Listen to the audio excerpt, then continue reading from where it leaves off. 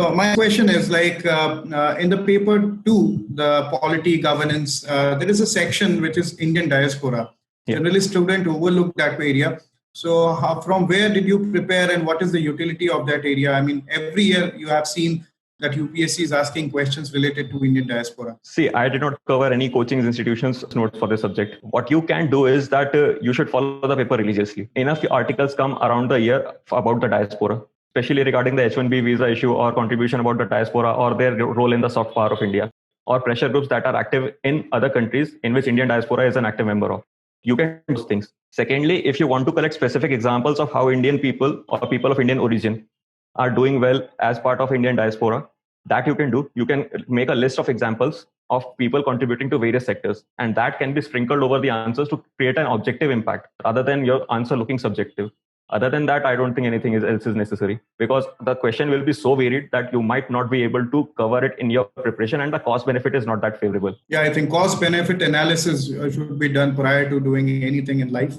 And another question one student asked about the IR portion, the international relationship. These days we are seeing a lot of trouble and in India's neighborhood. So a student has asked, sir, whether using maps while addressing those questions will leverage you better marks, or just writing content will suffice? What is your opinion on this? See, I would like to cover this answer in a little bit holistic manner.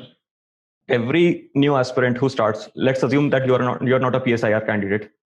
Every new aspirant who starts faces trouble with IR portion because there's a lot of background to our relations with every country, and you're not able to understand it through editorials.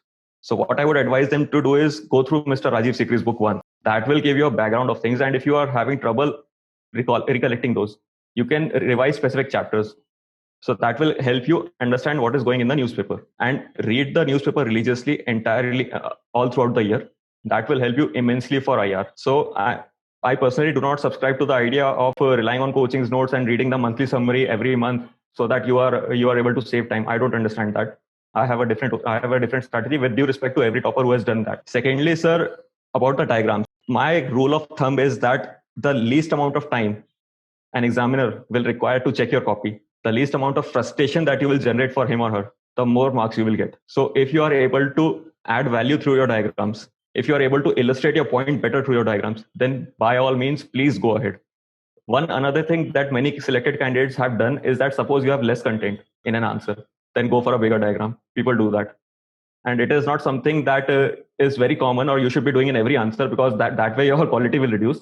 But if you are not able to have enough content for something, then you can use it as a filler. That has been done and it works. I think you ultimately have to make the life of an examiner easier. By putting everything correct in your copy beat, yes, your answer. So he or she is checking 20 to 25 copies per day, and they are going through same answers, almost similar points, and then it is human nature to get bored.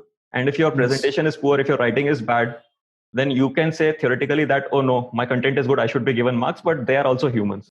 So you should make the life easier for them.